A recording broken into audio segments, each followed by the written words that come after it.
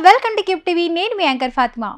చంద్రబాబు ప్రభుత్వం ఏపీలో ఏర్పడ్డ తర్వాత 2 కార్యక్రమాలను లీడ్ తీసుకున్నారు. అందులో ఒకటి సంక్షేమం అయితే రెండోది అభివృద్ధి. కేవలం సంక్షేమం మీదనే ఆధారపడితే లాభం లేదని, అలా చేస్తే రాష్ట్రం మరింత అప్పుల్లో కూరుకుపోతుందని చంద్రబాబు ప్రభుత్వం భావించింది. అందుకే అభివృద్ధి సంక్షేమాన్ని సమపాలనలో తీసుకెళ్లేందుకు రెడీ అయ్యిందని చెప్పుకోవాలి. ఇక 100 రోజుల పాలన పూర్తయిన సందర్భంగా చంద్రబాబు ప్రభుత్వం అసలు ఏమేం అభివృద్ధి సాధించింది అనేది ఒకసారి చూద్దాం. ఇందులో ముఖ్యంగా చెప్పుకోవాల్సింది అమరావతి పునర్నిర్మాణం. ఏపీకి రాజధాని అనేది లేదనే విమర్శలు ఆగిపోయేందుకు అమరావతి కోసం చంద్రబాబు ప్లాన్ వేసుకున్నారు. ఈ 5 ఏళ్లలో బలమైన నిర్ణయాలు తీసుకొని అమరావతికి ఓ రూపం తీసుకురావాలని చంద్రబాబు భావించారు.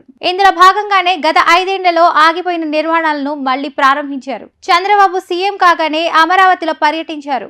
అమరావతిలో ఆగిపోయిన నిర్మాణాలను మళ్లీ ప్రారంభించారు. అంతేకాకుండా అమరావతి చుట్టూ ఉన్న ముళ్ల కంచెలను తీయించేసి ప్రజల్లో ఆశలను చిగురించేశారు. దాంతోపాటు అమరావతికి పెట్టుబడులను తీసుకొచ్చే విషయంలో కూడా ఎన్డీఏ ప్రభుత్వం చాకచక్యంగా వ్యవహరిస్తోంది. ఇప్పటికే టీసీఎస్ లాంటి బడా కంపెనీలు అమరావతికి వచ్చేశాయి. యువతకు ప్రైవేట్ రంగంలో కూడా ఉపాధి పెంచే దిశగా అడుగులు వేస్తున్నారు చంద్రబాబు, పవన్ కళ్యాణ్. ఇక చంద్రబాబు కూడా గుజరాత్ లో మొన్న జరిగిన బిజినెస్ సమ్మిట్ లో పాల్గొన్నారు. రాబోయే 5 ఏళ్లలో 10 లక్షల కోట్లు పెట్టుబడులే లక్ష్యంగా పెట్టుకుంది ఎన్డీఏ ప్రభుత్వం. అటు కేంద్రంతో కూడా సఖ్యతగా ఉంటూ కేంద్ర సంస్థలను కూడా అమరావతికి తీసుకొచ్చేందుకు ప్రయత్నిస్తోంది ఏపీ ప్రభుత్వం. ఇప్పటికే చాలా పరిశ్రమలు, ప్రాజెక్టులు అమరావతికి తరలి వస్తున్నాయి. ఇంకా కొన్ని కంపెనీలు ఒప్పందాలు తీసుకుని త్వరలోనే ఏపీకి వచ్చేందుకు సిద్ధంగా ఉన్నాయి.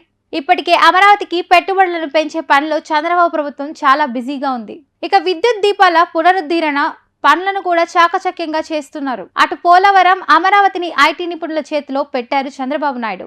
ఏమాత్రం తేడా రాకుండా ఈ 2 పూర్తి చేయాలని భావిస్తున్నారు.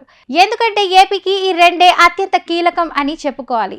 అది చంద్రబాబు నాయుడుకు బాగా తెలుసు కాబట్టే పెట్టుబడులతో అమరావతిని అభివృద్ధిలోకి తేవాలని భావిస్తున్నారు చంద్రబాబు నాయుడు. దాంతోపాటు రైతుల జీవితాలను బాగు చేసే పోలవరం కోసం కూడా తపిస్తున్నారు.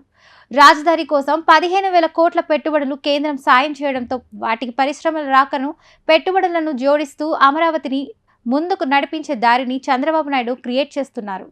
ఇక రాబోయే ఏడాదిలోపు మరింత మార్పులను కూడా చూస్తారని చెప్తున్నాయి పాలక వర్గాలు.